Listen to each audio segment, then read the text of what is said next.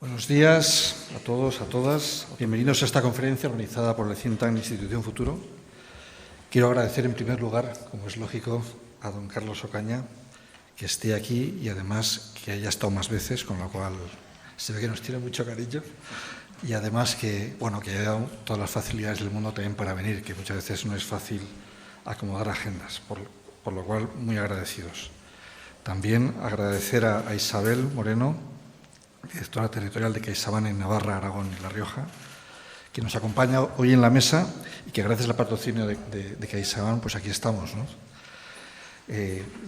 Toda la gente que estamos aquí, pues ha sido CaixaBank quien también nos ha hecho partícipe de esto, ¿no? Lo cierto es que el éxito de la convocatoria, pues prácticamente 100 inscritos, no me sorprende. El querer acercar a Carlos Ocaña Pamplona surge por el interés que genera el ponente, una figura clave en el ámbito de la economía española, de todos conocidos. Su amplia experiencia y su profundo conocimiento del sistema financiero y económico español lo convierten en un interlocutor privilegiado para abordar los desafíos actuales y futuros de nuestra economía. Estamos seguros de que su intervención nos proporcionará una visión clara y actualizada de la situación económica actual y futura y nos ayudará a comprender mejor las implicaciones de las decisiones políticas que se toman a nivel nacional y europeo. Yo creo que también todos somos conscientes o todos conocemos el prestigio de la entidad que dirige Carlos, Funcas. Es por todos conocido. Funcas es un centro de análisis, un think tank, en ese sentido como institución futuro, dedicado a la investigación económica y social y a su divulgación, promoviendo la interacción entre la esfera académica y la economía real. Además, es desde hace muchos años un referente en el ámbito de las previsiones económicas y en el análisis de las políticas públicas españolas y de la Unión Europea. En la actualidad, la Fundación es también muy activa en el campo de las finanzas y en una variedad de temas sociales, entre los que se ha añadido recientemente un ambicioso programa de educación financiera. Sobre ese tema, hace 2 semanas escasas, escribía nuestra directora general, Ana Hierro, sobre el tema de la preocupación por la educación financiera, ¿no? Los que nos conocen saben que ayudar al desarrollo económico de Navarra va en el ADN de Institución Futuro.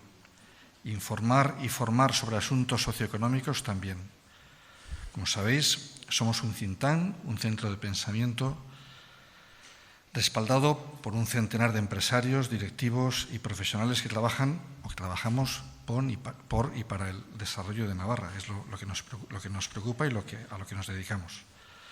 Con más de 22 años de trayectoria, en todo ese tiempo no hemos descansado en nuestra labor de puesta en valor de la empresa y el empresario como generador de riqueza y de empleo, la defensa de una economía navarra abierta y competitiva, emprendedora y sostenible, y el alegato por un Estado y una Administración más efectivos, más eficientes y siempre al servicio de los ciudadanos que la sostienen.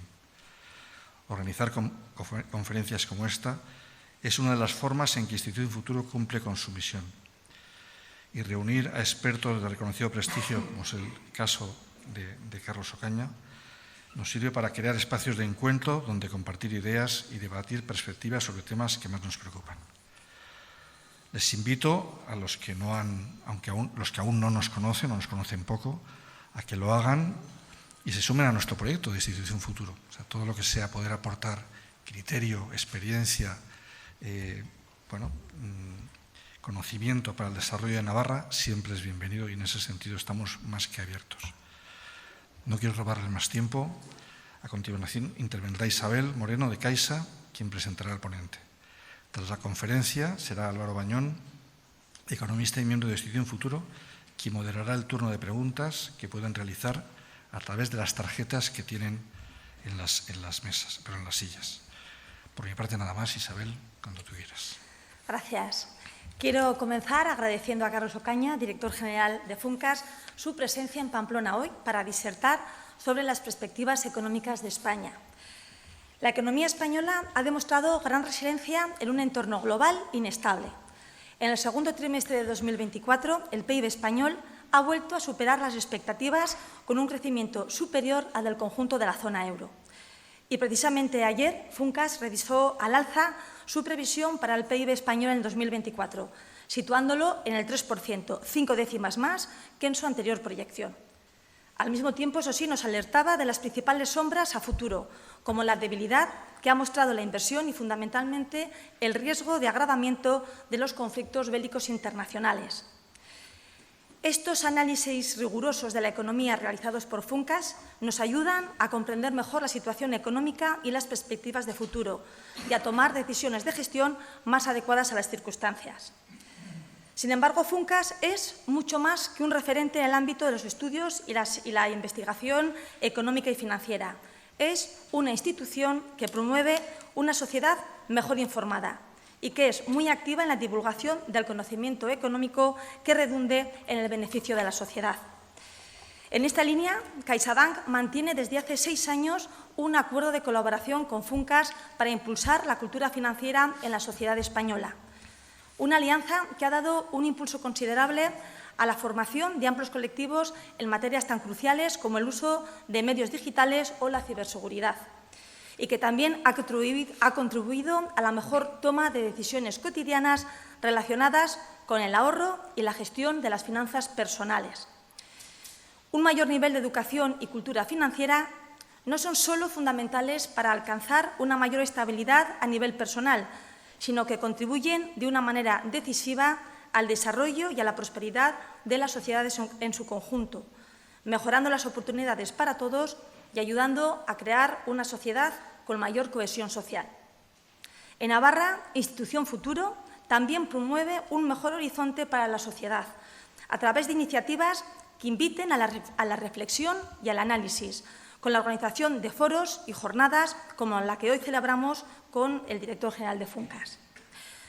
Carlos Ocaña es economista, licenciado en Ciencias Económicas y Empresariales por la Universidad de Zaragoza, graduado en Teoría Económica y Métodos Cuantitativos por la Universidad Autónoma de Barcelona y doctor en Managerial Economics por la Northwestern University. De 2004 a 2006 fue secretario general de Presupuestos. De 2006 a 2011 ocupó el cargo de secretario de Estado de Hacienda y Presupuestos y desde 2011 es el director general de Funcas. Comprometido con la transmisión del conocimiento, Carlos ha impartido docencia en la Universidad de Zaragoza, en la Universidad Carlos III, en la Universidad Northwestern University y en CUNEF. Además, ha desarrollado un extenso trabajo divulgativo con artículos académicos y libros en las áreas de regulación, competencia, mercados energéticos y economía española. Es un privilegio, Carlos, contar hoy con tu presencia aquí en Pamplona. Estoy segura de que tu exposición va a ser de máximo interés y nos va a ayudar a comprender algo mejor el complejo entorno económico actual. Muchas gracias. Gracias. Buenas tardes. Un placer volver a Pamplona. La primera vez me trajo Emilio Huerta, el profesor Emilio Huerta, que está aquí, no sé exactamente, 19, 20 años han debido pasar desde entonces. Y de aquella primera visita volví encantado, porque me encontré con un foro. De Madrid se dice esto de que en Madrid a las 7 de la tarde o estás dando una conferencia o te la están dando, ¿no? Pues, el ambiente que yo me encontré aquí en Pamplona, pues la verdad es que era de alguna forma mejor, o se adaptaba más a lo que a mí me gusta. Y bueno, pues desde entonces ya he perdido la cuenta, pero he repetido algunas veces. La última vez hice un poco de trampa, porque como era el COVID, hicimos un Zoom, ¿no? Nos estábamos todavía con el miedo a qué podía pasar y hice un Zoom. Voy a hablar de perspectivas económicas para España en este año y el que viene. Cuando hago esto me sonrojo un poco, ¿no? Me da un poco de vergüenza porque parece que de alguna forma podamos anticipar el futuro, ¿no? Y los economistas muchas veces transmitimos esta idea, ¿no? Vamos a decirles lo que va a pasar. Y esto no es cierto. Yo no sé lo que va a pasar. Lo que sí que podemos hacer con una cierta técnica y con un cierto rigor es proyectar lo que pasaría si no cambiamos lo que estamos haciendo, ¿no? Proyectar tendencias, y es de eso de lo que les voy a hablar en un contexto que es un poquitín más difícil que el habitual. Hay épocas con una cierta certidumbre, hay épocas como esta una incertidumbre enorme, de manera que, en fin, voy a hacer todo lo que esté en mi mano para acertar, pero vaya por delante, estamos en un momento de inmensa incertidumbre mundial, no solo española. También hay incertidumbre dentro de España, la orientación de la política económica, una falta de acuerdos que hacen imposible que haya una política fiscal definida, en particular una política presupuestaria, pero es que a nivel mundial también hay una incertidumbre enorme, no sé a dónde nos tenemos que ir en el pasado para encontrar un momento tan complicado como este. Y también voy a intentar no ser pesado, como luego tenemos la posibilidad de entrar en un debate, pues voy a intentar no extenderme mucho y dejar tiempo para ese debate. Voy a hacer un repaso rápido de dónde está la economía española y luego voy a cambiar un poco el foco y voy a hablar de Europa y de los problemas a los que nos enfrentamos. Cada vez más, cuando se habla de la economía española, se está hablando de la economía de la Unión Europea, ¿no? Nuestra moneda y nuestra política monetaria son europeas, no son españolas. Las normas fiscales son europeas, no son españolas. Cada vez más es Europa el escenario en el que nos movemos y no tanto España. Pero empiezo por España. A día de hoy, y ya fue así el año pasado, la economía española está creciendo con fuerza, en un contexto que invitaría a pensar justo lo contrario, que no hubiera crecimiento, porque la economía europea, nuestros clientes, también nuestros proveedores, Alemania, Francia, está en una situación mala, ¿no? Alemania está en recesión y está ahora creciendo en torno al cero, o sea que no crece. Francia tiene una situación complicada, un crecimiento de algunas décimas, no llega al 1%, y con unos problemas fiscales importantísimos, un déficit y una acumulación de deuda que suponen un problema y que hacen que los mercados estén reaccionando a esa situación. La prima de riesgo francesa está muy alta. Bueno, pues en ese contexto que no es ideal, España está creciendo. Para este año 2024 esta es una previsión fácil porque estamos ya casi en noviembre. O sea, solo faltan 2 meses, fácil saber cómo va a ser el conjunto del año. Nuestra previsión es que este año el crecimiento sea un 3%, pues comparado con el 0 alemán o el 0,9 francés, pues sorprendentemente elevado. Y ya en un ejercicio un poco más difícil, pensando qué es lo que va a ocurrir el año que viene, ahora les explicaré qué hay detrás de esta cifra, pensamos que seguiremos creciendo, aunque con mucho menos vigor o con algo menos de vigor que este año. Para el año que viene anticipamos un crecimiento de un poco más del 2%. Crecemos mucho y desaceleración, ¿no? Este es el mensaje. ¿Por qué? ¿Por qué crecemos? Hace 3 años, 2021, estábamos asustados, ¿no? Estábamos saliendo de la pandemia, la economía estaba parada, había una preocupación enorme y, sin embargo, pues parece que estamos saliendo de la crisis con cierta fuerza. De hecho, yo diría que hemos salido de la crisis ya con cierta fuerza. ¿Por qué? ¿Qué es lo que está pasando que da lugar a esos crecimientos importantes?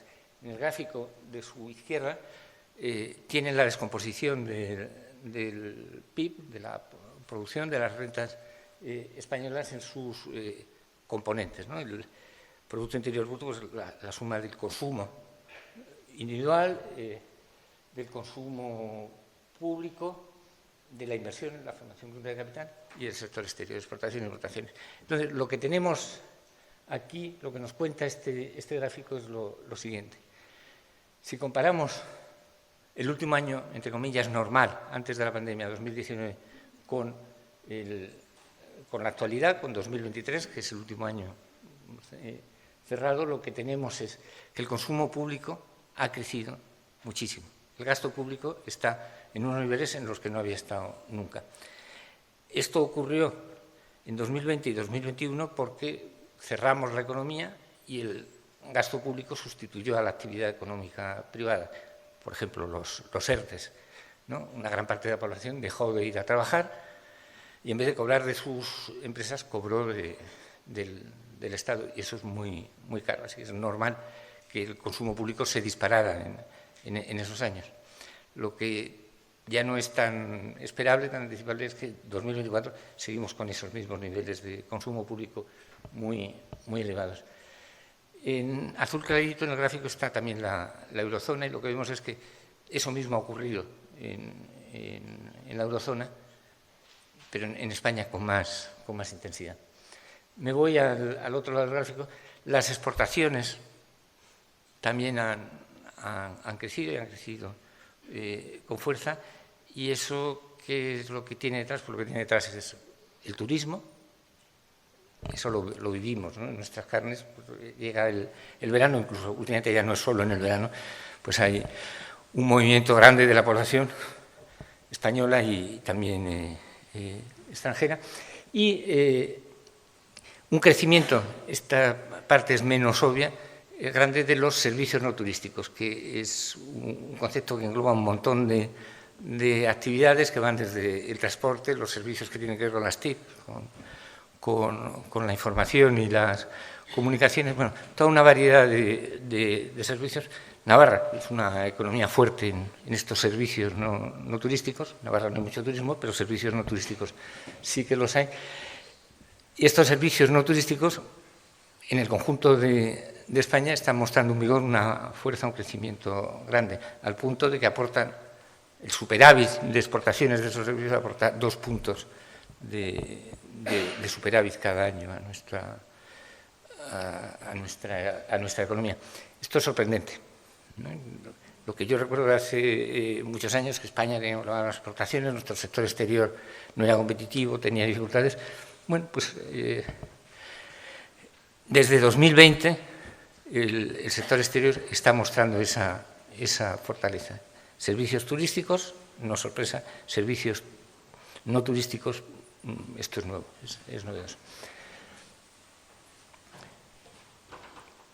El consumo privado en estos años, esta barra más pequeñita que tenemos ahí, ha crecido, pero muy poco, y si echan las cuentas per cápita y toman en cuenta que España tiene ahora 1,5 millones más de habitantes que en el año 2020, pues el consumo es famélico, ¿no? El crecimiento que ha habido es muy pequeño porque ahí dentro hay 1,5 millones de personas más viviendo en el país. Así que el consumo privado no ha ayudado al crecimiento, está simplemente plano. Y finalmente la inversión medida por este concepto de contaminación a la formación bruta de capital no ha crecido, ha crecido mínimamente. Bueno, el dato que tiene ahí es menos 1,4%. Y esto es algo en lo que voy a explayarme porque me parece que es importante y es algo que debería preocuparnos. La inversión no crece. La inversión es la suma de 2 conceptos. Por un lado, la inversión pública, que recuerdan ustedes los fondos europeos, el programa Next Generation.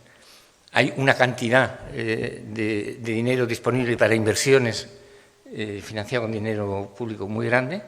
Ese dinero está ahí. Y pese a esa inyección enorme de dinero europeo, la inversión no ha crecido. Lo cual sugiere que la otra parte de la inversión, la privada, está, de hecho, por debajo de donde estaba hace 5 años. Esto, a día de hoy, no es un problema porque está más que compensado por el gasto público y por el buen comportamiento de las exportaciones, pero a medio plazo no es algo sostenible, ¿no? La única forma de que las empresas sigan generando empleo, sigan vendiendo, sigan obteniendo beneficios, expandiéndose, es que inviertan, ¿no? Sin inversión es imposible que esto ocurra.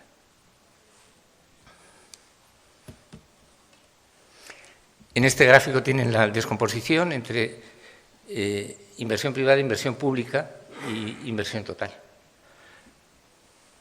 La inversión pública, como les decía, ha crecido, dinero europeo, pero la la privada está en niveles claramente inferiores a los de hace 5 años. Y la suma de esas dos cosas pues da una inversión que está como estaba hace 5 años. Esta es la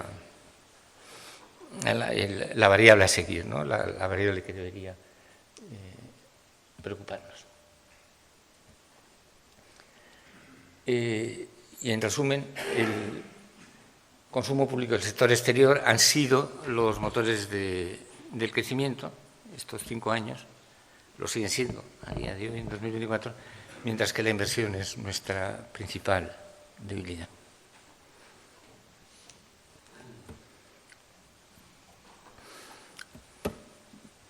Voy a hacer un repaso rápido por las partes más relevantes de la economía. El mercado de trabajo, como cabría esperar, pues refleja ese crecimiento relativamente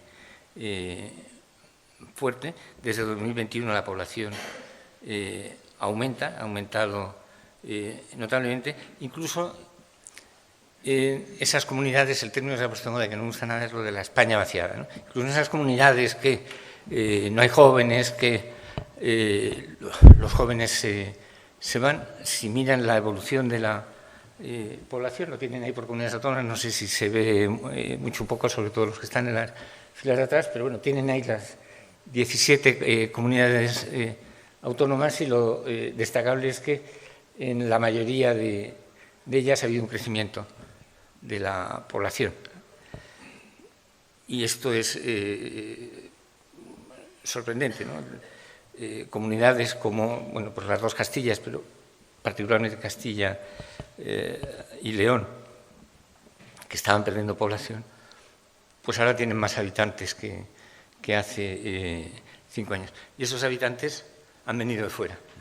No son nacidos aquí, sino que han venido, quizá ya con una cierta edad, ¿no? Han venido a trabajar y se han incorporado a la población activa. De hecho, este dato también me llama la atención, el crecimiento de la población activa desde el 21 al 23, que son los años en los que ha habido esa inmigración, se explica por una tercera parte de nacionales y 2/3 partes de inmigrantes. Hay más gente trabajando, y de cada 3 que están trabajando y antes no lo estaban, 2 son inmigrantes, han venido de fuera.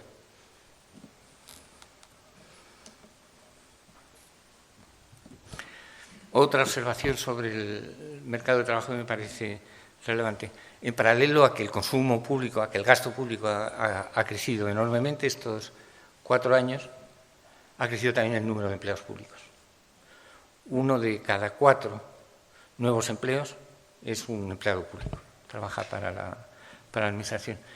Y esto es mucho, y en lo que era la tradición española teníamos un sector público no demasiado grande, ¿no? Cuando nos comparábamos con Francia, con Alemania, pues teníamos un sector público y un número de empleados públicos reducidos, pues ahora esto ha cambiado, ¿no? Pues, de hecho, nuestro gasto público en proporción al PIB en empleados públicos es ya mayor que en Francia o que en Alemania. Esto hace 10 años, incluso hace 5, en el 2019 no era así, pero ahora sí que lo es, ¿no? Hay casi medio millón de empleados públicos más que antes de la pandemia, 481.000. Y esto hay que tenerlo en cuenta cuando leemos los datos de evolución del desempleo. La tasa de paro se ha reducido mucho. Seguimos siendo el farolillo rojo de la Unión Europea, seguimos teniendo más desempleo que los otros países de la Unión Europea, y sobre todo más desempleo que los países de referencia, Alemania en particular, que tiene apenas un 5% de desempleo, y nosotros seguimos por encima del 10%.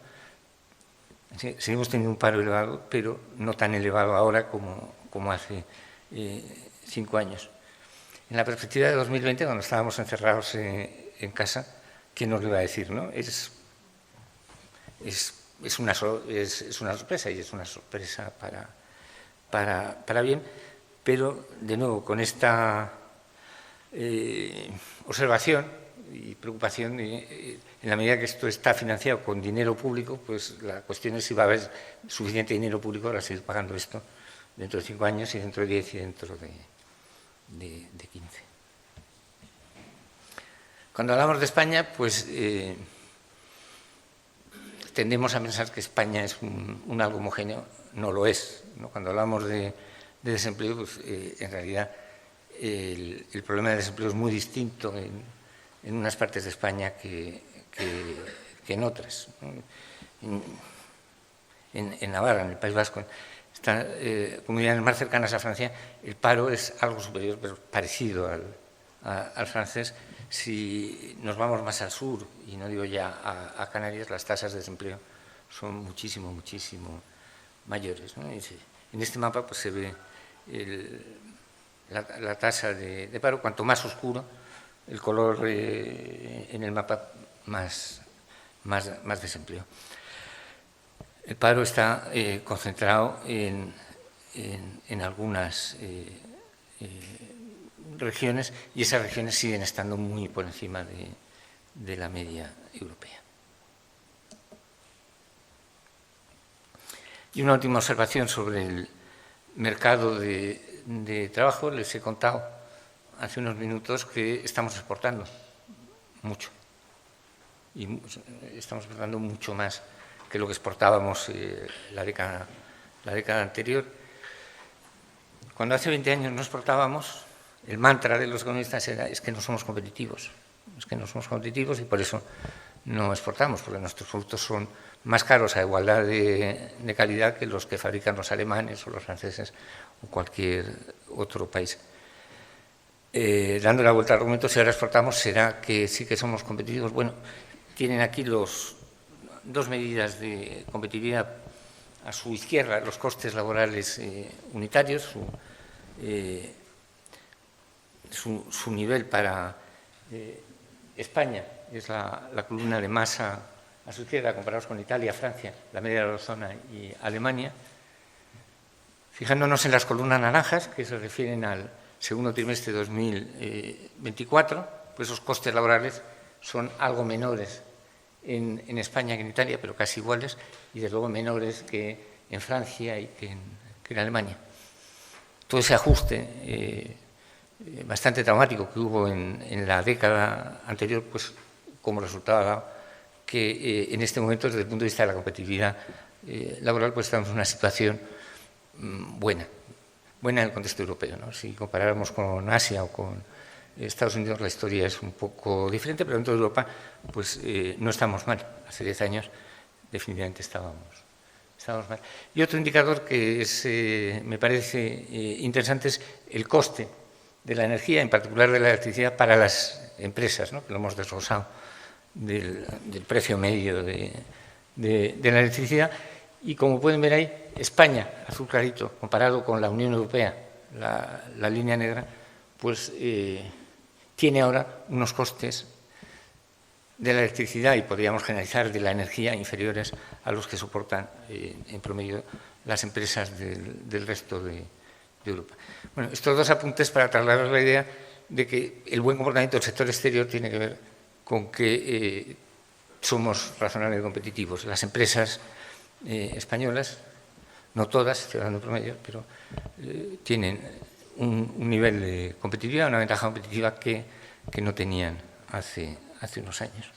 Y eso, de nuevo, es lo que explica el buen comportamiento del sector exterior. Dejamos el sector real y nos vamos a hablar de precios y del sector financiero. 2020, la inflación era un recuerdo lejano, cuando hasta ese año, hasta el 2020, hablabas de inflación a jóvenes, por ejemplo, a estudiantes universitarios, parecía que lo estuvieras hablando en chino, no entendían, porque son gente, ¿no? Los que ahora tienen 20 y tantos, 30 años, que desde que nacieron hasta el 2020 todo lo que habían visto es que la ropa cada vez era más barata, las tablets, los PCs, cada vez eran más baratos todos, los precios relevantes para ellos iban para abajo. Bueno, ese recuerdo, ese fantasma de hace 20 años volvió a partir del año 2020, volvió de una manera abrupta y bueno, pues, se reflejó en un IPC disparado tanto en España como en el resto de Europa como en Estados Unidos. Que esto pillara por sorpresa a los jovencillos del momento, se entiende, ¿no? Pues uno vive su experiencia vital, pero es que también pilló por sorpresa a las autoridades encargadas de garantizar la estabilidad de precios, que son los bancos centrales, ¿no? Los bancos centrales tardaron muchísimo en darse cuenta de que la inflación estaba volviendo. Cuando empezó a estar elevada, durante quizá un año, año y medio, el mantra de los bancos centrales era: sí, pero esto es transitorio, esto no va a durar nada, no nos preocupemos. Bueno, ya para finales de 2022, 2023, estaba claro que el problema era un problema serio y esto dio lugar a que la política monetaria tuviese que girar. Es que hemos vivido unos años de inflación muy alta, pero en el momento actual lo que estamos viendo es que la inflación se está moderando muy deprisa y lo está haciendo por varias razones, y me resultaría muy difícil decir qué peso tiene cada una de esas razones. Una de las razones es que los bancos centrales han subido los tipos de interés, es más difícil financiarse para las empresas y también para las familias, por tanto consumes menos, ¿no? No cambias de coche, no inviertes, no expandes tu producción, ¿no? Es el canal habitual. Tipos de interés más altos, se frena el crédito, se frena el consumo y se frena la inversión. Dos, también la inflación se puede estar frenando simplemente porque no haya demanda solamente capaz de absorber esos precios mucho más altos que tenemos ahora en comparación con los que teníamos hace unos años. El caso es que, por las razones que sean, por la combinación de razones que sea, la inflación interanual en el momento actual pues está en niveles muy bajos. Tienen ahí diversos datos. Esperamos acabar el año con una inflación del 2,3%, que es bastante cercano a ese 2% que el Banco Central Europeo dice que sería el objetivo, ¿no? a conseguir, ¿no? 2,3% está muy cerca. Si miramos a los elementos menos volátiles de la inflación, esto es, si quitamos los precios de la alimentación y la energía y nos quedamos con la inflación subyacente, la inflación está un poquito más alta. O sea, esta bajada se ha producido pues porque ahora el petróleo y el gas están relativamente baratos. La inflación subyacente, donde quedan todos los demás bienes de consumo que no son alimentación ni energía, donde están también todos los servicios, sigue relativamente alta. Y si miráramos todavía con más detalle, la inflación en el sector servicios sigue siendo bastante elevada. Pero no quita esto que pues la inflación ha bajado. Estuvimos en el 10% anual, ¿no? Que son inflaciones que en el siglo pasado eran normales, ¿no? En los 90 pues teníamos inflaciones del 10, del 12, del 15, pero que en este siglo XXI no se habían visto, y parece que estamos regresando a esos niveles. Y esto está permitiendo a los bancos centrales de Estados Unidos, la FED y de la eurozona, el BCE, les está permitiendo volver a bajar los tipos de interés, lo cual presumiblemente pues, expandirá el consumo y expandirá la inversión, ¿no? Y bueno, pues tiene aquí los escenarios que se manejan. Estamos ahora en Europa, en el tipo de interés de referencia del Banco Central Europeo es el 3,25%, que con ojos del siglo pasado es poquísimo, es un nivel muy bajo, pero con ojos del siglo XXI, que hemos estado al 0% de tipo de interés año tras año, ¿no? Y hipotecas que eran el Euribor más el 0,5%, el 1%, acababan siendo negativas, no se pagaba ningún interés. Pues bueno, con los ojos de estas nuevas generaciones, pues ese 3,25% podría parecer elevado. ¿Qué va a ocurrir en el futuro? Pues nadie lo sabe, será lo que decida el Banco Central Europeo, pero lo que los mercados están anticipando es que va a haber más reducciones porque, como les decía hace unos minutos, porque la economía europea no crece. La española sí, pero la economía alemana está estancada, la economía francesa casi no crece y además tiene un problema financiero muy importante. Los mercados lo que anticipan es que de aquí a 14 meses, a finales de 2025, estemos en unos tipos de interés en torno al 2,5%. Y algunos comentarios sobre esta cifra. Si uno lee los periódicos o los blogs, ¿no? Muchas veces hablan de ya estamos volviendo a los tipos de interés normales, implicando ya estamos volviendo al 0, al 0,5 o al 1.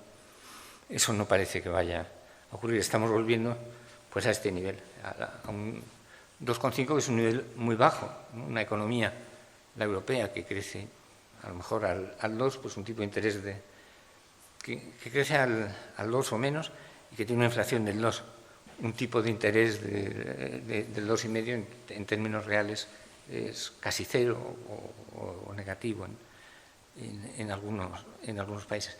Son niveles muy bajos, pero no parece probable que volvamos a lo que teníamos hace 6 años, o sea, al menos 0,5 de tipo de referencia.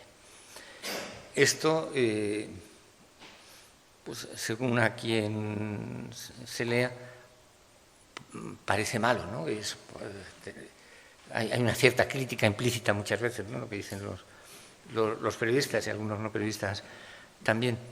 Mi opinión, cuestionable como la de cualquiera, es que lo que era un disparate era estar en tipos de interés negativo. Este 2,5 es ya de por sí, como les digo, muy bajo, ¿no? Son tipos de interés reales muy bajos. Y por debajo de esos niveles, pues lo que tiene es todos estos fenómenos de que, ¿no?, refinanciar la deuda, si se puede hacer al 0%, lo puede hacer cualquiera. Y eso quiere decir que empresas que no son viables pues se mantienen, en realidad con pérdidas, con un coste de oportunidad que no son capaces de cubrir y no se producen los ajustes. Quiere decir que no hay ahorro y, por tanto, la inversión es muy difícil, ¿no? Si lo que te pagan por ahorrar es el 0%, pues haz otra cosa con tu dinero, ¿no?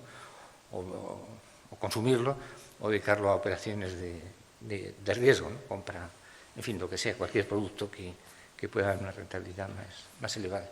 Entonces, la perspectiva de los mercados es este 2,5, y a mí me parece que eso es, sin entrar a valorar si tiene que ser 2,5 o 2,8, me parece que es volver a un terreno más sensato que el terreno en el que estuvimos instalados toda la década, que va del 2010 al 2020. Pero esto es definitivamente opinable. Sector público, finanzas públicas. España entró en la crisis del COVID ya con un nivel de deuda elevado.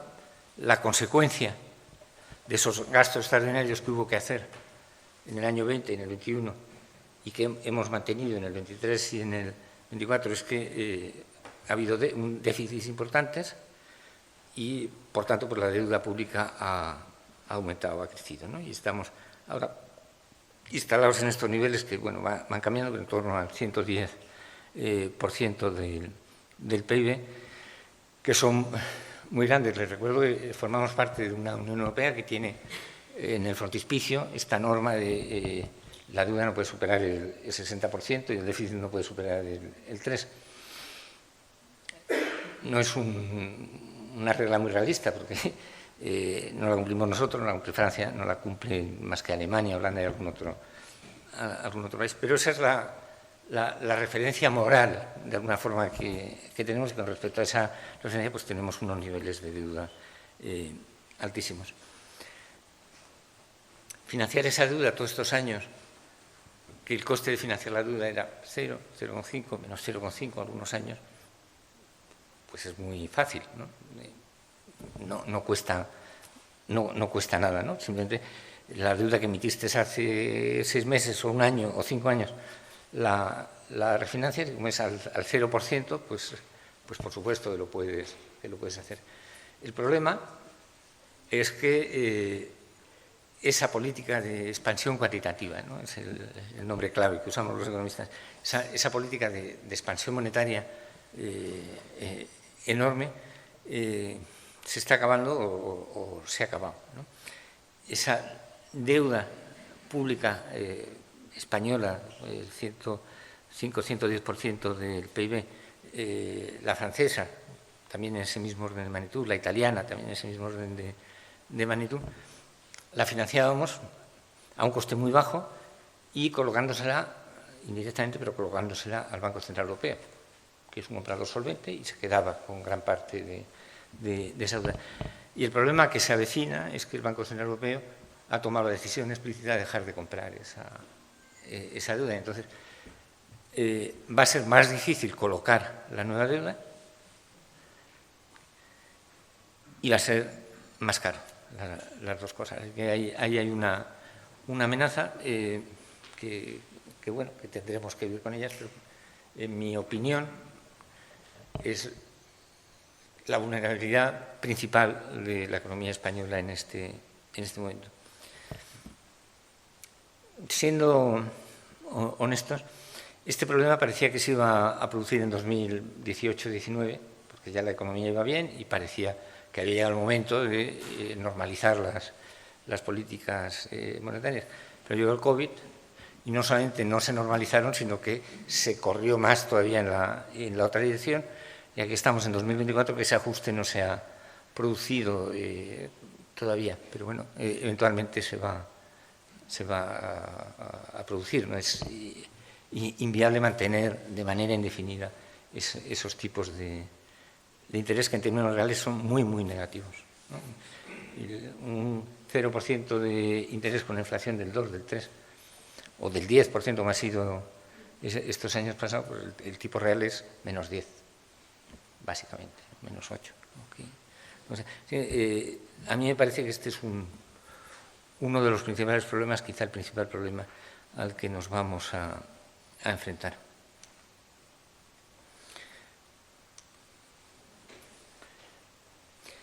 Y bueno, no les voy a aburrir. Existe esta expresión de discurso de subsecretario, ¿no? Que es cuando el orador se pone a dar una cifra detrás de otra, ¿no? Me parece el término se lo debemos a Mariano Rajoy, ¿no? Que hablaba, he hecho un discurso de subsecretario, queriendo decir que no me he dejado ni un solo número por dar. Bueno, no quiero hacer un discurso de subsecretario, no les doy más cifras, pero esta es la situación de la economía española a día de hoy. Algunas fortalezas importantes. Somos razonablemente competitivos comparados con el resto de Europa. Esto en 2010 hubiera parecido imposible, ¿no? Bueno, somos razonablemente competitivos. Exportamos. Una parte significativa del crecimiento viene de que vendemos bienes y servicios al extranjero. Y 3, la gran lacra de España, que era el desempleo, pues bueno, sigue habiendo un desempleo demasiado elevado, pero el mercado de trabajo, apoyándose en la inmigración, pues no está funcionando mal, ¿no? Y el que haya empleo, pues quiere decir también que hay rentas, que las familias tienen ingresos, que hay consumo, que hay una cierta paz social, ¿no? Cuando hay mucho desempleo, pues aparte de los problemas económicos, eso genera inestabilidad social. El que haya un nivel de empleo tan elevado en términos comparativos con la propia España, pues, en fin, es bueno económicamente y es bueno socialmente. Esas son las fortalezas, pero también tenemos algunas vulnerabilidades que, bueno, pues estamos, yo creo, centrados en otras cosas y no le estamos prestando la bastante atención, pero va a ser un problema si no si no las atacamos. Esas vulnerabilidades son un gasto público que yo no critico que en el año 2020 se hicieran ERTES, se hicieran ERTES y se asumiera un gasto público, pues una situación excepcional, complicadísima, que pues realmente no es tanto que defienda esa alternativa, que no se me ocurre otra mejor, No estoy atacando eso, lo que creo que no está bien justificado es que en 2024, que ya no hay COVID, que ya no hay esos problemas, seguimos gastando lo mismo. ¿Y en qué? Porque ahora ya no hay que pagar los ERTES, pues en más funcionarios, en más gasto público en general. Yo ahí veo un problema asociado a ese problema de un gasto público excesivo, pues la deuda pública acumulada, que no ha sido un problema hasta ahora por las facilidades que nos ha dado el Banco Central Europeo en términos de tipos de interés muy bajos y en términos de comprarnos esa deuda, pero que mirando hacia adelante no está claro que eso vaya a seguir. Vamos, de hecho, lo que el Banco Central Europeo ha hecho es que eso se ha terminado, Hay unos tipos de interés más elevados y el Banco Central Europeo ya no compra esa deuda. Y una tercera vulnerabilidad, de la que no he hablado porque está en la frontera entre la economía y la política, hay una incertidumbre grande y una falta de orientación de la política económica que parece difícil de resolver, porque se debe no a un problema económico ni tampoco a un problema ideológico, será un problema de fragmentación política. No hay presupuestos porque no hay una combinación de fuerzas políticas que sea capaz de aprobar unos presupuestos, los que fueren, pero por lo menos uno. Y llevamos ya algún tiempo así. Como llevamos ya algún tiempo así, a la pregunta de ¿no podemos vivir sin presupuestos? Sí,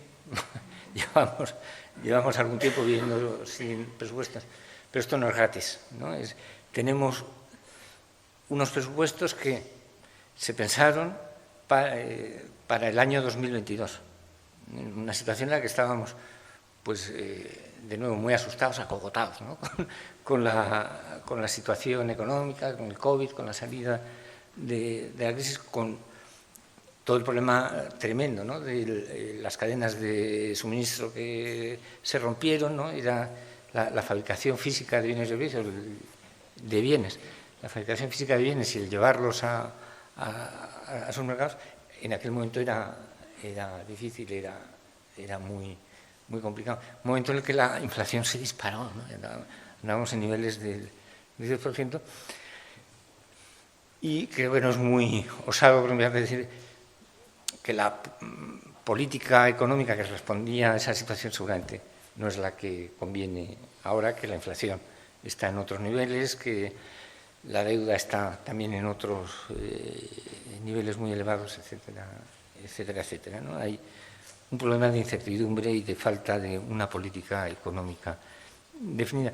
Y es una pena porque en esta situación razonablemente confortable que tenemos ahora, pues sería un buen momento para, sin excesivo agobio, sin excesivas dificultades, sin hacer un esfuerzo social apreciable, corregir o al menos empezar a corregir esas debilidades de las finanzas públicas.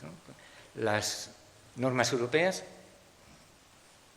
las reglas fiscales europeas que han entrado en vigor ya este año, están pensadas como reacción a las anteriores reglas fiscales que decían a rajatabla: ningún país puede tener más del 3% de déficit, ningún país puede tener más del 60% de deuda. Y en un ejercicio de realismo, pues se han negociado unas reglas fiscales que son bastante más relajadas, bastante menos claras, menos unívocas, porque permiten casos especiales, pero bueno, a cambio de eso son mucho más flexibles. Esas reglas fiscales en el momento actual, pues lo que nos exigen para el año que viene, pues es un ajuste, puede ser de gastos o de ingresos, del 0,5% del PIB. Esos son 8.000 millones, que no es nada. En términos macroeconómicos, 0,5% pues es pues eso, uno de cada 200 euros, ajustarlo. Es un esfuerzo más que asequible, ¿no? Se puede hacer. Y creciendo al 3% y teniendo una tasa de empleo muy razonable, pues de nuevo es fácilmente asumible ese ajuste. Si no lo hacemos ahora, el año que viene será ese medio punto más lo que venga, a lo mejor otro medio punto, a lo mejor un punto entero, ¿no? Y entonces ya no será fácil, y se volverá a hablar de recortes, y volverá a hablar de, en fin, todas esas palabras que evocan la situación de 2010, 2012, 2014 y que, bueno, pues son sinónimo de dificultad. Y ahí está España. Y ya no digo nada más de España, más lo que ustedes quieran que hablemos luego. Una referencia rápida a Europa. Es sorprendente que España esté creciendo cuando Europa no crece, porque somos un socio pequeñito, relativamente, no tan pequeño, pero bueno, relativamente pequeño, comparados con Alemania, con Francia. Somos una parte pequeña de la Unión Europea y de nuevo hay una incoherencia que no es posible que se mantenga mucho tiempo, ¿no? Si nosotros que vivimos de muchas cosas, del turismo, de vender a los alemanes, a los ingleses, a esos a los que vendemos, pues no van bien, no crecen, no tienen demanda, pues las exportaciones eventualmente van a caer. Y si además el gasto público pues, va a estar condicionado, porque cada vez es más difícil financiarlo, a medio plazo hay un problema. Entonces, ¿qué es lo que ocurre en Europa? Bueno, a ver, ¿qué he hecho?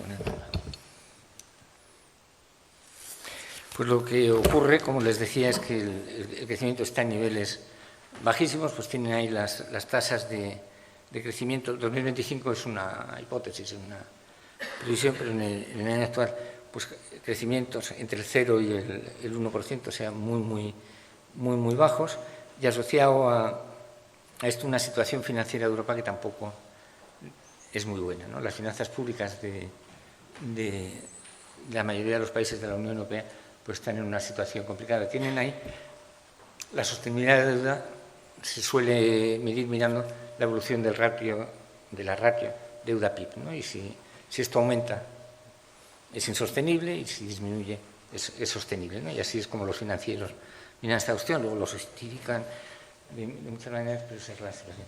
Bueno, pues Francia, Italia y España claramente están en una senda de deuda que es insostenible. Eso no necesariamente lleva a la conclusión de que nos la vayamos a pegar, lleva a la conclusión de que hay que cambiar esa senda. Y eso ocurre en un contexto, tienen ahí también el dato para Estados Unidos, en el que los norteamericanos también están en una situación parecida, ¿no? Bueno, pues aquí hay un problema cuya solución pues exige, esto la Unión Europea lo hace con mucha naturalidad y lo viene haciendo hace muchos años, exige reglas fiscales, exige algún tipo de disciplina, pero sobre todo lo que exige es crecer, ¿no? Si tú quieres devolver tus deudas, pues lo que tienes que tener es una economía saneada, que crezca, que reduzca el peso de la deuda. Y volviendo a la diapositiva anterior, el problema es que no crecemos. Europa en conjunto pues, está creciendo muy poco, ¿no? Y ese es el problema. Esto es bastante evidente, lo que he dicho no es nada polémico, la cuestión es ¿y cómo podríamos hacer para crecer? Y en los últimos pocos meses, dos ex primeros ministros italianos pues, han escrito unos informes, uno de ellos larguísimo, el otro también largo, pero no tanto, Enrico Letta y Mario Draghi, explicando cómo ellos creen que podríamos salir de esta situación de manera virtuosa, creciendo, no simplemente ajustándonos y devolviendo el dinero, sino creciendo. Los dos informes son muy interesantes, los dos informes son dificilísimos de leer. El de Draghi son 900 páginas, o sea, es quien diga eso lo ha leído entero, pues pónganlo en duda, ¿no? Porque es innegable. Y el de ETA pues, es algo más corto, pero también ronda las 200 páginas, ¿no? Pero les resumo lo que dicen ambos, ¿no? Más Draghi, ¿no? Que es más claro y más preciso. Lo que dicen es, aunque hemos creado el mercado único de la Unión Europea, en teoría, en la práctica no tenemos un mercado único de la Unión Europea. Europa compite con Norteamérica, también con Asia. Europa compite con Norteamérica, que sí que tiene un mercado único, un mercado financiero único, un mercado de trabajo único. El dinero se mueve en una economía de 330, 340 millones de habitantes en Norteamérica. Y en Europa, aunque nominalmente, incluso legalmente, tenemos leyes que regulan el mercado interior y que protegen la movilidad de las personas y del capital, pero en la práctica no tenemos ese mercado único. No lo tenemos en muchas actividades, pero particularmente de manera muy lesiva no lo tenemos en los mercados financieros. El dinero en Europa, el dinero que podría financiar las inversiones, no se mueve libremente de un país a otro. Y entonces, bueno, pues este es un primer argumento. Necesitaríamos llevar a la realidad, por ejemplo, en el sector financiero, llega la crisis de 2010 y en 2012-2013 se crea la Unión Bancaria, ¿no? que está muy bien, es un fenomenal paso hacia adelante en la dirección de que el ahorro de pues quienes ahorren, los alemanes o los españoles, ahora estamos también agregadamente ahorrando mucho, pues si donde hay una oportunidad de inversión es en, me lo invento, Grecia, pues que el dinero se vaya ahí, ¿no? Y el paso para conseguir eso y que funcionemos igual que en Estados Unidos, pues que el dinero se va de un estado a otro sin ningún problema, es la Unión Bancaria. Formalmente lo hemos hecho, pero si ustedes miran el sistema financiero europeo, siguen siendo el sistema financiero español, el francés, el alemán. Los bancos actúan en sus mercados locales tradicionales, el crédito es también local, ¿no? Y entonces la idea es, esto es algo que depende fundamentalmente de un impulso político, hagámoslo, ¿no? Ese es el mensaje. Es difícil no estar de acuerdo, vamos. Si uno es europeísta, muy europeísta o simplemente un poco europeísta, este es un planeamiento razonable. Yo lo veo razonable. Pero luego en la práctica, pues no está funcionando, porque cada país, cuando hay que ceder en el desmontar esas barreras que permitirían pues el que el mercado sea de verdad único, pues los países tienen muchísimas reticencias, ¿no? Pues hace poco un banco alemán que quería comprar uno italiano, pues una resistencia brutal, ¿no? Así, pero hay un cierto acuerdo en principio en que lo primero sería crear de verdad un mercado interior menos burocrático, menos, en inglés, red tape, ¿no? Con menos requisitos formales que permitan más actuación. Esa es una idea que comparten esos dos informes. La otra idea, que la modulan de distinta manera, les cuento lo que proponen ahí. La otra cosa que no tenemos es empresas competitivas en los sectores en los que las economías están creciendo. El ejemplo del libro es el mundo de Internet, de la inteligencia artificial, del hardware que hay detrás de la inteligencia artificial, los fabricantes de microchips, todos son no europeos. Mayormente son norteamericanos y algún asiático, chino, y ninguno europeo. Y eso es un problema, ¿no? Las grandes empresas tecnológicas son todas de otros sitios, lo cual quiere decir que las inversiones, que el desarrollo tecnológico de la I+D, pues ocurre en San Francisco, en Silicon Valley, ocurre en donde sea, menos aquí en Europa. Que eso es un problema, pues yo creo que tampoco es muy polémico, ¿no? Yo creo que todo el mundo está de acuerdo en que efectivamente eso es una dificultad para Europa. No tenemos empresas competitivas, con escala, innovadoras, que sean capaces de competir con esas inmensas empresas norteamericanas. Y esto explica, pues, si se mira la evolución de la productividad, ¿no? Crece más en Estados Unidos y menos en Europa, pues si uno desagrega, pues nuestra productividad va mal, crece poco, porque donde el crecimiento, donde se está produciendo el crecimiento es en esos sectores de alta tecnología en los que no pintamos casi nada. La idea es muy razonable. Donde ya las cosas no están claras es ¿y qué hacemos para tener grandes empresas tipo Amazon, tipo, en fin, escojan ustedes su empresa tecnológica favorita? Pues eso ya no está tan claro, ¿no?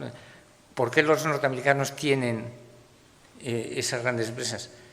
Pero no ha sido el resultado de una actuación del sector público norteamericano. Estas son empresas rabosamente privadas que han tenido éxito por las razones que sean, pero no con intereses públicos. Entonces, lo que se plantea en Europa es crear grandes campeones europeos que compitan con esas empresas. Y esto puede tener sentido en algunos contextos y puede ser un completo disparate en otros.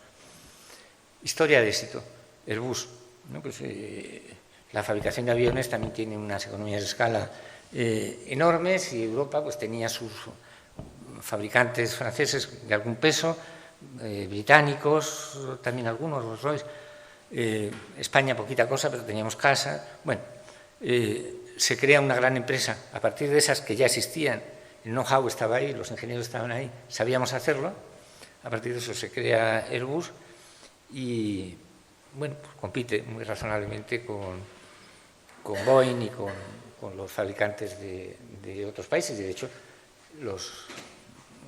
ahora cuando viajes en avión es más probable que vayas en un avión de Airbus que estos que empiezan por la A, que no en un Boeing. No en el siglo pasado todo eran jumbos y no eran aviones americanos. Y eso ha funcionado. Mi opinión, ha funcionado porque era partiendo de algo que existía. Generalizar esa idea a sectores en los que no tenemos ninguna ventaja, que es lo que de alguna manera están proponiendo tanto Letta como Draghi, yo tengo más dudas, ¿no? Si no sabemos fabricar microchips grandes, ¿no? Aquellos microchips de los años 90, ¿no? Eran, en fin, que los podías ver, pues mucho menos los que se necesitan ahora para la inteligencia artificial. Tienes que ir gradualmente. Y aunque pongas cualquier millonada de euros para alimentar esto, así de la nada parece difícil que lo puedas hacer. Los americanos y Taiwán, ¿no? Es el gran fabricante de microchips. No fabrican estos microchips y antes no fabricaban nada, ¿no? Sino han ido poquito a poquito, son inversiones de años, el capital humano ahí es fundamental, necesitas mucho tiempo. Entonces, esta idea que está subyacente en lo que propone la Comisión Europea, en lo que propone Draghi, en lo que propone Letta, de que sea el sector público el que tome el lugar, pues yo creo que puede funcionar en algún sector, pero no puede funcionar de manera universal. Draghi lo que propone es incrementar la inversión en un 5% del Producto Interior Bruto europeo. Absorber los fondos europeos de España, y no son el 5% del PIB, son mucho menos, es muy difícil, ¿no? Estamos ahí peleando con el coche eléctrico y no acabamos de arrancar. El PERTE del hidrógeno, pues ya veremos dónde termina, pero tampoco acaba de... Es muy difícil pasar de 0 a 100 en un año o dos, ¿no? Tienes que ir poco a poco. Esta idea de repente a partir del año que viene, 2025, vamos a dedicar el 5% del PIB a inversión, a mí me rechina por lo que les acabo de decir, porque las cosas no pueden ocurrir tan de golpe, gradualmente. Y dos, porque eso es muchísimo dinero, a ver dónde lo sacamos, ¿no? Habría que crear un impuesto europeo que recobrara el 5% del PIB. O sea, no sé de qué estamos hablando, ¿no? De un IVA de cualquier disparate, ¿no? Está ya en el 21, llevarlo al 30 y el IRPF del 45, 48 al 55, en fin, no es realista. Entonces, termino ya aquí. Europa tiene un problema que está muy bien identificado y que no acabamos de saber cómo atacarlo. Nosotros somos parte del paquete. Lo que le pase a España es lo que le pase a Europa. Nuestra fortuna individual es poca cosa, es lo que le pase a todo el conjunto de Europa. Y Europa, y esto no es nuevo, pues si miran las sendas de crecimiento de la producción o de la productividad comparada con Estados Unidos, pues hay un gap que se sigue agrandando. Eso es así por lo menos desde mediados del siglo pasado, pero la sensación es que con la llegada de la inteligencia artificial y de todas estas nuevas tecnologías, pues otro pequeño saltito en la mala dirección. Y ese es el problema europeo que está mal resuelto, ¿no? Ha habido intentos, un tema muy navarro, el andaven y el coche eléctrico, ¿no? Pues sí, hay que hacer la transición energética, sí convendría cuanto antes pasar del motor de combustión al motor eléctrico, pero si lo hacemos mal, desorganizadamente, con objetivos poco realistas, pues al final lo que ocurre es que ni fabrican los eléctricos, donde parece que los chinos son mucho más competitivos que nosotros, ni tampoco vendes los tradicionales del motor de combustión. A Europa le falta ahí algo, desde mi europeísmo más convencido, pero yo creo que no se están haciendo las cosas del todo bien. Y bueno, pues muchas gracias por su atención. Me he enrollado más de lo que pensaba. Gracias.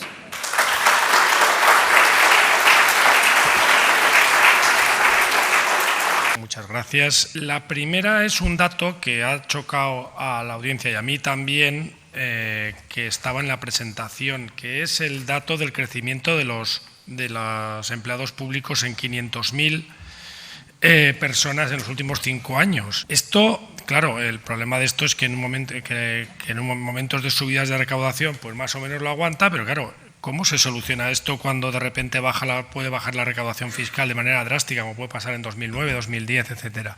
Es decir, ¿esto es sostenible? ¿No? Es estructural, entiendo, claro. Pues efectivamente plantea un problema de sostenibilidad este crecimiento del número de empleados públicos y realmente no hay mucho más que decir. En la pregunta va casi ya la respuesta. Pues efectivamente esas contrataciones, por la naturaleza misma de la relación del empleado público, son para 30, 40 años.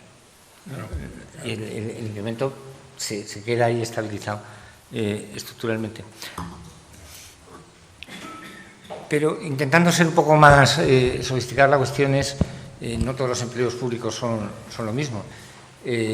Hay empleos públicos que de alguna forma son inversión productiva, de alguna forma se financian solos, y lo que habría que mirar es la composición de ese empleo público. Y ahí mi opinión es que seguimos en un modelo que ya no es de este siglo, casi ni de finales del pasado, en el que se apuesta mucho por la contratación masiva de niveles relativamente bajos, cuando lo que, en mi opinión, necesita la administración es materia gris, es gente muy formada, no mucha, gente muy formada que sea capaz de modernizar la administración. Hay alguna pregunta aquí que echa de menos, claro, esto daba lo que daba, una alusión a las pensiones, al sistema de pensiones y su incidencia en el PIB. ¿Es sostenible el actual sistema de pensiones? Exactamente. ¿Y qué porcentaje del PIB deberíamos de dedicar, porque será creciente cada año, al pago de las pensiones, ya que el sistema per se es deficitario? Bueno, nuestra valoración de las medidas concretas que se adoptaron el año pasado. Es que con las medidas que hay no va a ser posible cerrar el déficit de la seguridad social. Siendo humildes, hay que reconocer que en los años 90, pues FEDEA, José Antonio era director entonces, o el jefe de la oficina presupuestaria del presidente Aznar, que ahora no me acuerdo. Los señores mayores, me acuerdo, Parátera, ¿no? Sí. Bueno, sesudos estudiosos del tema decían que iba a haber un problema con las pensiones a principios del siglo XXI y, de nuevo, siendo humildes, pues es verdad que en aquellos años llegaron un montón de inmigrantes y ese problema en ese momento no se produjo, o sea que podemos equivocarnos. El tipo de inmigración que hay ahora algo va a contribuir a parar el problema, porque son jóvenes que cuando nosotros los baby boomers estemos jubilados, pues ellos seguirán contribuyendo y eso compensará un poquito. Pero sin entrar en los números, va a hacer falta algo más. Es verdad que la ley recoge la posibilidad de corregir, pero nuestra sensación es que esa corrección es muy probable que se tenga que hacer y que esa corrección va a consistir en seguir subiendo las cotizaciones sociales y o seguir financiando las pensiones con los impuestos generales. Esto se puede hacer, sí. Es buena idea. A mí no me gusta porque para mí la idea de las pensiones es que sean contributivas. O sea, tú te organizas tu vida laboral y vas ahorrando, o el Estado va ahorrando por ti y luego con las pensiones. Pagar las pensiones con el IVA o con el IRPF, pues otra cosa. Se puede hacer y estas pensiones de mínimos que existen, pues seguramente son razonables, pero que eso se convierta en el centro del sistema de pensiones y, por tanto, que la contributividad vaya perdiendo peso, yo creo que es la mala dirección. Otra pregunta de actualidad sobre la limitación de los precios de la vivienda gran problema, etcétera. Y bueno, pues aquí, de hecho aquí en Navarra ya se va a empezar también a señalar las zonas tensionadas y se va a limitar la subida de los precios de la vivienda. ¿Va a ser efectivo o no va a ser efectivo? ¿Es una medida de cara a la galería o se va a poder contener?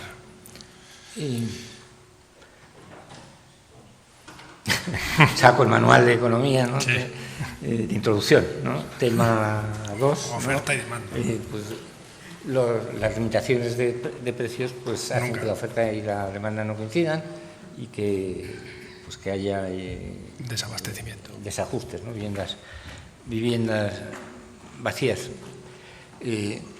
Yo empecé mi carrera profesional en el Tribunal de Defensa de la Competencia peleando contra estas cosas, que realmente no tengo mucho más que decir, que no lo veo ahora ni lo he visto nunca. Pero sí un comentario. Nosotros estamos en julio, o sea, hace tres meses, publicamos un libro sobre el mercado de la vivienda, llamando la atención sobre el serio problema de acceso a la vivienda, sobre todo de los jóvenes. O sea, yo pienso que sí que hay un problema, ¿no? Lo más visual es esta idea de que el jovencito español promedio se emancipa con más de 30 años, que es socialmente yo creo que es un disparate, ¿no? 30 años, 31, 32 es la medida, es mucho. O sea, hay un problema. Segundo mensaje de este estudio muy extenso y muy comprensivo que hicimos es: esos problemas pueden venir de la oferta o de la demanda. De la oferta sería que no hay bastante vivienda, de la demanda sería pues que algún problema, que no se puede pagar o lo que sea. En España, en el año 2024, el problema es de oferta, no hay suficiente construcción, hay un desfase de construcción. Tercera idea, la implicación de política económica de todo esto: construir vivienda. haga usted lo que tenga que hacer para construir vivienda. Como lo de construir vivienda es algo que excede a los poderes públicos, el sector público puede hacer vivienda social, los ayuntamientos más que el Estado, las comunidades autónomas. Pero el grueso de la vivienda es de construcción pública y financiada por el que va a vivir en ella, ¿no? Y esto es algo que se puede hacer, pero si no se está haciendo es que alguna dificultad hay. Y nosotros esas dificultades las vemos en muchos planos, pero el más importante en la disponibilidad de suelo para construcción, ¿no? Más suelo público que se ponga a disposición de los constructores, estos son los ayuntamientos, pero también el Ministerio de Defensa o quien sea, más suelo para construir. Y a partir de ahí, saber construir vivienda. Si recuerdan lo que era España en el año 2003, sabemos construir vivienda en grandes cantidades, pero el problema es de oferta. Y cuando ese problema esté más resuelto, pues podemos hablar de otras cuestiones. Pero, las medidas de demanda pensamos que no son útiles, ¿no? Estas ideas de... cada comunidad autónoma es un mundo, ¿no? Pero una muy frecuente en la España actual pues, es ayudar a los jóvenes a estos efectos algo así como menores de 36 años, que son unos jóvenes ya talluditos, ¿no? Los jóvenes, algunas comunidades les dan un aval que les permite endeudarse, ¿no? El problema para muchos jóvenes no es que no tengan los ingresos para pagar la letra mensual de la hipoteca, es que lo que no pueden pagar es la entrada. Entonces el Estado va y lo avala. Bueno, eso podría funcionar o no. Pero la letra pequeña es, pero solo si ganas poco dinero. Y el nivel es pues, del orden de 30.000 euros, ¿no? Quizá un poquito más. Y claro, eso hace que la medida tenga muy poco impacto práctico, porque si ganas, yo que sé, 20.000 euros, no puedes pagar. Tienes derecho al aval y tienes cubierta la entrada, pero no puedes pagar la renta mensual. Y si ganas más que eso, no tienes la ayuda, hay una inconsistencia. Pero da igual, todas esas medidas de demanda sirven de poco hasta que no se solucione el problema de la oferta. Incluso muchas veces son contraproducentes, ¿no? Si tú estimulas la demanda, pues si la oferta es rígida, pues se va todo el precio, ¿no? Estás encareciendo la vivienda. El problema me parece muy importante, pero... Es muy importante, sí, sin duda.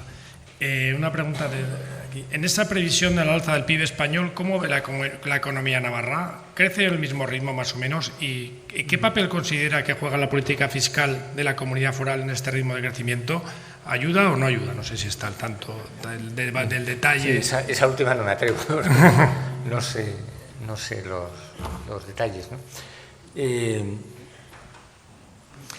La economía navarra, esta pregunta sí que me la esperaba. Nosotros hacemos todos los años una previsión por comunidades autónomas y entonces les cuento el análisis que nosotros hicimos de la economía navarra en la perspectiva de por qué crece España. Les he contado, ¿no? Pues crece porque exportamos, crece por el turismo, crece por el gasto público y ya está.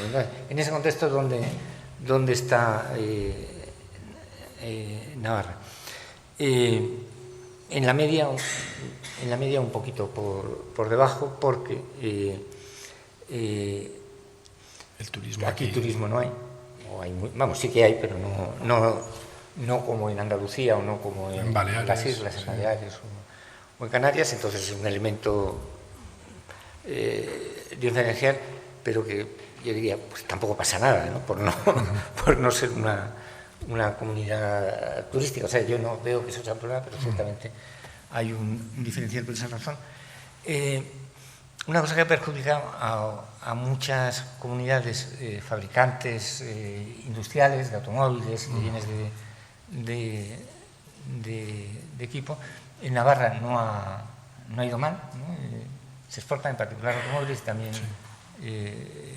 bienes de equipo, o sea, eso ayuda al alza, y un sector que no tiene excesivo peso económico, que bueno, tiene su relevancia, el agrario, está exportando mucho, muy por encima de la media. Y bueno, pues la composición de todos esos, me estoy olvidando, servicios, ese misterioso sector de servicios no turísticos, que es toda una variedad larguísima de industrias que realizan. Navarra es muy fuerte en ese sector, ¿no? Hay mucha tecnología, también transporte, también. Navarra ha crecido mucho en ese sector. Bueno, la combinación de todo esto, en particular lo que decía el turismo, pues sitúa a Navarra por debajo de la media, pero poquito por debajo de la media, ¿no? Pues, la media española es un 3. Con los datos que teníamos en la primavera, era un 2,4, lo digo de memoria.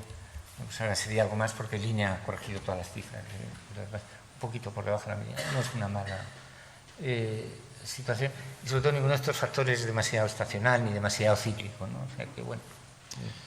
Otra pregunta respecto también de actualidad, que viene aquí del público, respecto a la reducción de la jornada laboral.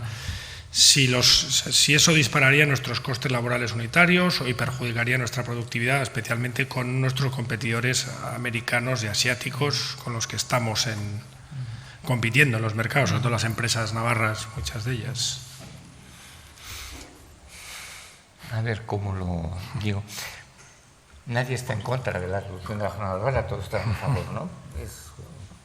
¿Por qué no? Lo que es más discutible es que eso sea una imposición a todas las empresas, a todos los sectores, independientemente de las circunstancias. Lo que yo veo un error es forzar a todo el conjunto de las empresas, particularmente a la pyme, a las pymes, que son millones de empresas, cada una es un mundo, obligarlas a reducir, pues se llevará por delante algunas pymes, carecerá costes, es un problema. En muchos sectores, esa reducción de la jornada laboral que se propone es hablar por hablar, porque ya se ha producido. Hay muchos sectores en los que ya se trabaja en ese entorno de las 35, 36, 37 horas. ¿No? Pues ahí ¿cuál es el efecto? Pues ninguno, porque ya se ha hecho, y desde luego en el sector público es así. En otros sectores más grandes, con más escala, pues no es un problema, incluso ya están muy cerca de esto. Y luego, de nuevo, otros sectores, particularmente las pymes, pues algunas van a tener serias dificultades para acomodar. Y encima me decía que son los sectores que también pagan poco, ¿no? Entonces, uno se pregunta, pues, si le dieran a elegir no sé si quiero poner ejemplos concretos, pero en el sector turístico, ¿no? La restauración, gente que tiene salarios muy cercanos al mínimo, si le dieran a elegir, trabajas 3 horas menos o te pago 10% más, pues a lo mejor nos sorprendemos, la prioridad no es trabajar. No es trabajar menos. Vale. Aquí hay una serie de preguntas sobre discrepancias macro-micros. Dice, crecimiento macro, ¿cómo conjugamos el crecimiento macro y el descenso del consumo familiar o consumo privado? España crece y las clases medias y los jóvenes o las familias pierden poder adquisitivo. Y por último, dice, ¿crece España y pierde cohesión social interna? Estas son 3 preguntas de un mismo interviniente. Esto daría para mucho. Vamos a ver, el ajuste salarial, esto de la evaluación salarial, que se produjo hace 10 años, 10, 12 años. Y la consecuencia de esto es que los baby boomers navegamos por la crisis con cierta tranquilidad, y la generación que entraba al mercado de trabajo en ese momento pues tiene salarios considerablemente inferiores a los que tienen ahora 30 años, entre 25 y 40 en promedio ganan menos a igualdad de ocupación que los que tienen 50. 40, 50. Pero eso es historia pasada. Eso fue la salida de la crisis de Lehman, de la crisis del 2008-2013. Ahora eso no ha cambiado. Sigue ahí, no ha cambiado. Lo que está cambiando ahora es que mucho del nuevo empleo es inmigración que se coloca masivamente en el sector, en todo lo relacionado al turismo, hostelería, turismo, sectores que pagan relativamente poco porque tampoco pueden pagar mucho más, ¿no? Son sectores de bajo valor añadido. Ese empleo es masivamente inmigrante, no completamente, pero masivamente inmigrante. Entonces, a corto plazo, pues, bueno, pues, eso ni crea tensión social, ni, bueno, pues, ojalá que tuvieran mejores sueldos, ¿no? No estoy queriendo decir otra cosa, pero son inmigrantes que han venido aquí, pues, su punto de comparación es de donde vienen, pues, por lo menos inicialmente no es un problema. A más largo plazo, pues vamos a ver, porque España, en la España que yo crecí no había extranjeros. No. En la España de comienzos del siglo XXI, pues estábamos sorprendidos porque empezaron a venir, pero inicialmente pues vinieron 1 millón o de ese orden. Nosotros éramos los oriundos, éramos 46, 47 millones. Bueno, pues no llamaba la atención, pero no eran. Ahora, en 4 años, ha venido 1,5 millones. Si eso se mantiene unos cuantos años más, pues sí que va a haber un cambio social importante. Y bueno, pues la experiencia de otros países europeos, Francia tiene un problema con la no integración de inmigrantes. Alemania, que no lo tenía, pero con la guerra de Siria, que turcos ha llegado 1 millón o 2 de sirios, pues lo empieza a tener. Yo no me atrevería a hacer predicciones aquí. Tenemos una ventaja. Gran parte de esos inmigrantes, como la mitad, son latinos, hablan español y culturalmente son como nosotros, ¿no? Los problemas de Francia son con gente que sí que habla francés, pero con otra cultura muy distinta. Y eso, pues en algunas zonas, ¿no?, de España, en el Levante, en Almería, en Murcia, ya sí que hay alguna tensión, porque son inmigrantes africanos, pakistaníes. Hay alguna pregunta sobre Alemania, que hay mucha empresa relacionada con Alemania, exportaciones, etcétera. Y dicen cuál es el problema de Alemania, es decir, que sorprende mucho el bajo crecimiento o incluso la recesión y la posible evolución, es decir, porque también la previsión del año que viene es un crecimiento muy débil. La energía, por alguno, el coste, el error energético se ponía o no. Pues. Bueno,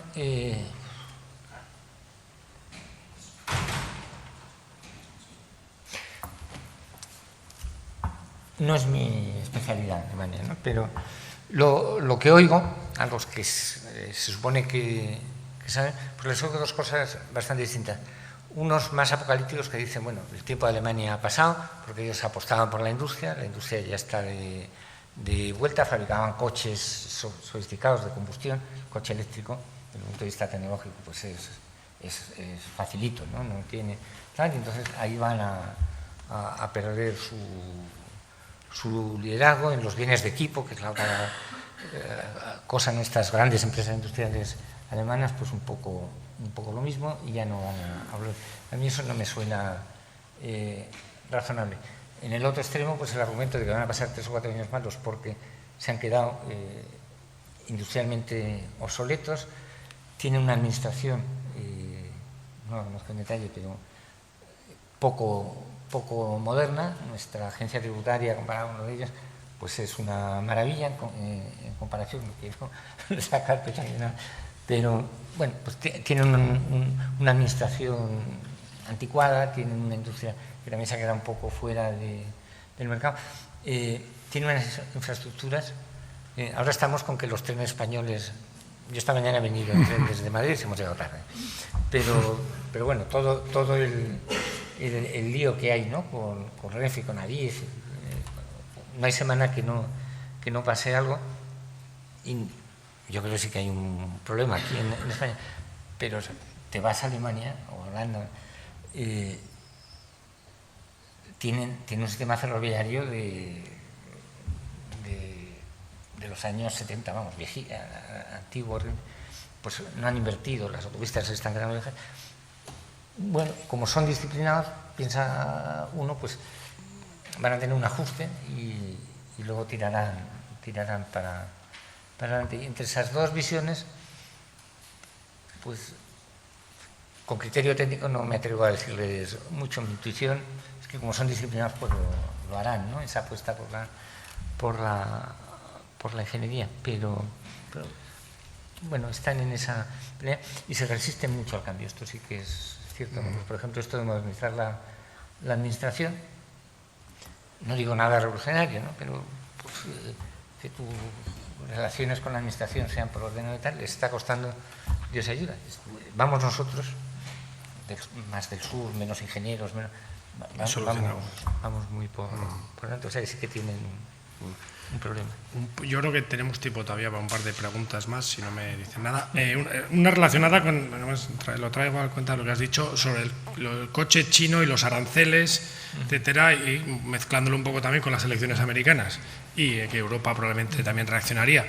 Es decir, probablemente se subirán los aranceles a las importaciones de coches chinos, hasta un 40%, creo que era. ¿Es la solución? ¿Nos va a empobrecer al resto, a los consumidores, o es la única manera de competir? Eso es lo que yo quiero. Aquí hay una parte técnica y otra más de filosófica, ¿no? Los alemanes han votado en contra de los aranceles. Los alemanes, sí, que son los que tienen que proteger un sector automovilístico gigantesco, ¿no?, todos sus múltiples marcas famosísimas, han votado en contra de los aranceles a los coches chinos porque son conscientes de que no hay arancel sin contraarancel, ¿no? Y entonces todo lo que se van a proteger de los coches eléctricos chinos, que tampoco se venden tantos de momento, lo van a perder en las ventas de Mercedes, Porsche, Volkswagen, no sé qué, en China, que son mucho más grandes. Entonces, a mí toda esta ola proteccionista es también Estados Unidos, ¿no? Sí. Europa siempre ha sido un poco anti libre mercado, ¿no? Siempre hemos tenido bastantes reticencias, pero Estados Unidos no. Y sin embargo, Biden, no Trump, Biden tiene unas políticas proteccionistas que, perdónenme las parece Europa, ¿no? Son más, en este momento son más proteccionistas casi los norteamericanos que nosotros. Yo creo que eso no nos lleva a nada bueno, pero como detrás de eso está una guerra que no es económica ni comercial, sino política, filosófica, entre China y Estados Unidos, pues ahí me atrevo menos a valorar, pero para la economía no es bueno. Todas las guerras de aranceles, todas estas ayudas públicas brutales vinculadas a la ley IRA, de Estados Unidos, que nosotros estamos copiando con bastante exactitud, ¿no? Para mí, consumidor, pues no, claro. Todo eso no apunta a nada bueno, y para las empresas tampoco, ¿no? Las empresas prosperan expandiéndose. Aquí hay otra que apela a su etapa de secretario de Estado. Dice, señor Ocaña, usted es un experto en el Convenio Económico de Navarra. No en vano, siendo secretario de Estado, negoció y firmó 2 de las 6 actualizaciones. Sí. Mi pregunta es, ¿por qué Navarra puede tener un convenio económico y muchos pensamos que, o se piensa que el concierto de Cataluña es un despropósito, en opinión mayoritaria? Esto es, no quiero poner aquí ningún compromiso.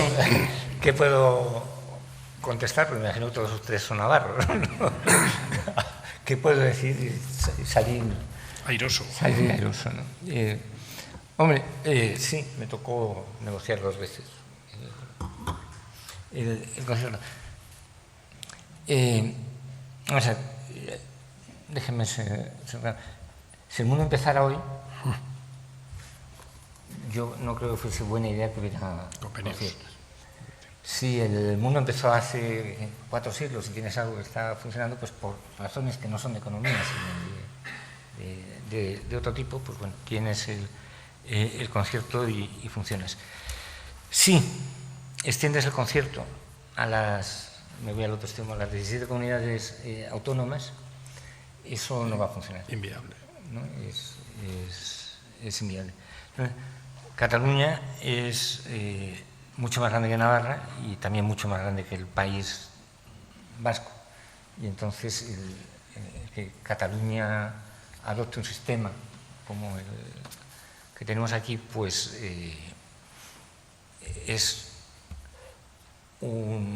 tendría un efecto negativo sobre la viabilidad de las políticas estatales. Entonces, si uno piensa que esas políticas estatales tienen que estar ahí, pues es mala idea. Quien piense lo contrario, pues dirá, no, mejor, ¿no?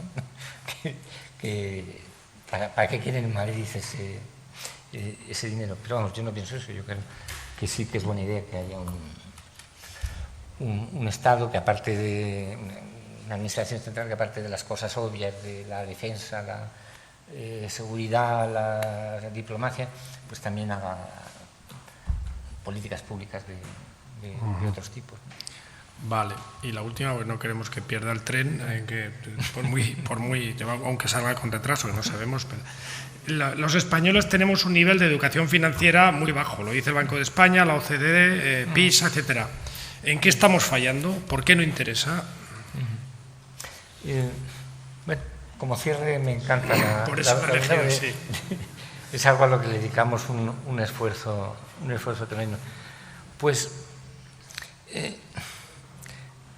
el problema de mejorar la educación financiera es un problema mundial que tiene que ver con que ahora cualquier ciudadano, casi cualquier ciudadano, toma unas decisiones financieras importantes, más allá de su tarjeta de crédito, que además puede ser revolving o no, que eso tiene unas aplicaciones financieras.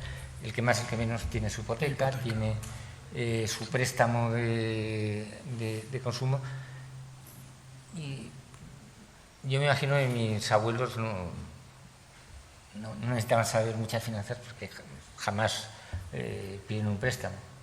No soy consciente de que lo pidieran, y masivamente la población no tenía ese problema. Entonces, hay un problema de educación financiera porque, de alguna forma, las finanzas se han democratizado, ¿no? Y ahora todo el mundo toma decisiones financieras, y si no entiendes lo que es el tipo de interés compuesto, y no entiendes que el dinero pierde valor en el tiempo por la inflación, y no entiendes unos cuantos conceptos elementales, pues lo más fácil es que metas la pata a la hora de pedir una hipoteca, un crédito o a la hora de ahorrar para tu jubilación o lo que sea.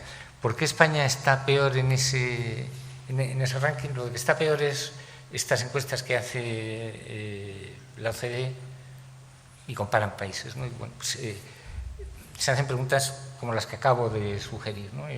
¿Qué es el interés compuesto? Algo sobre la inflación, ¿no? Pues salimos peor. Y salimos peor en general, pero sobre todo salimos peor con los jóvenes, que son los que van a estar aquí los próximos 80 años. Bueno, yo le he dado muchas vueltas.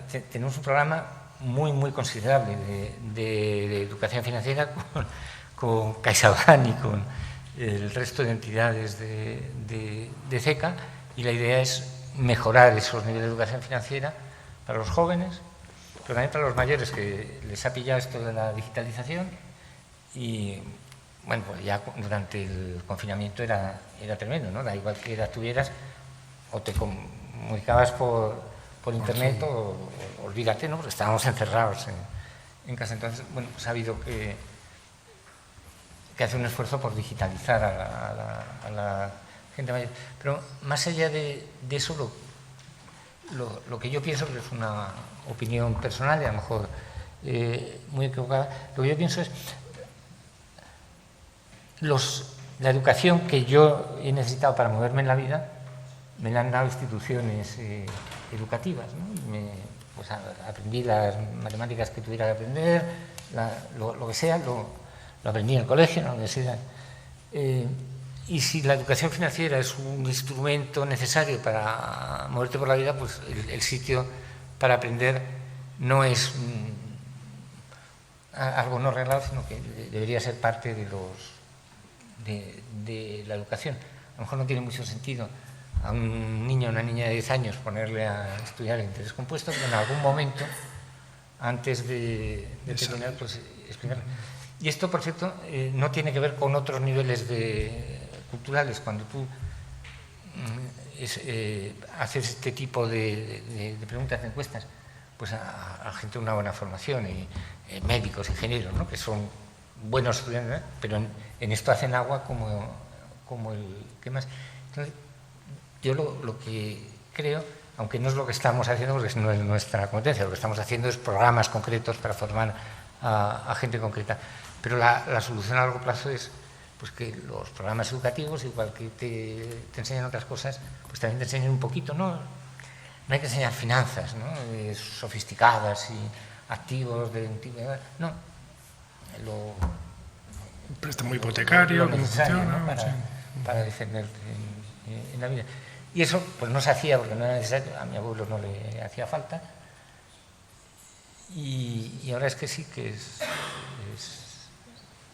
necesario por todas las buenas razones, ¿no? Porque tenemos más opciones. Bueno, pues se ha quedado alguna en el tintero, pero yo creo que hemos cubierto casi todas. Bueno, muchísimas gracias, Carlos. Ha sido un verdadero placer, ha sido muy didáctico, muy interesante, ha sido un lujo tenerte, y gracias de verdad por acercarte a Pamplona. Gracias a vosotros.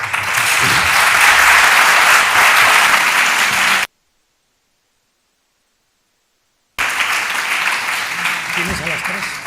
Sí, 3.